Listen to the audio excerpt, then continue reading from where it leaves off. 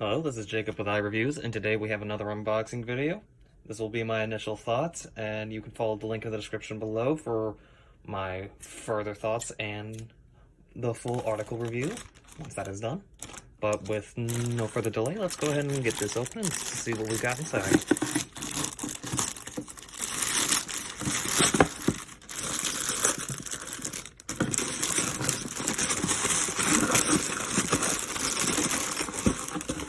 Snagged a little bit, but that's okay.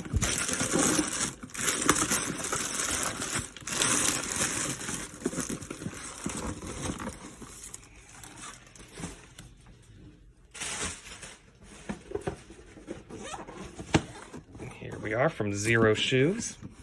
Let's go ahead and take a look at the product itself.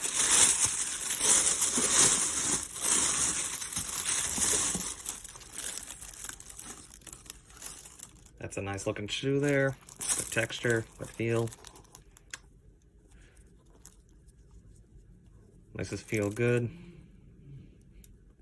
Eyelets might feel a little on the lower side, but that's not a problem.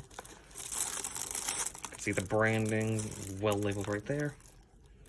Get a good look at everything there. You can also see the full description of the product right there.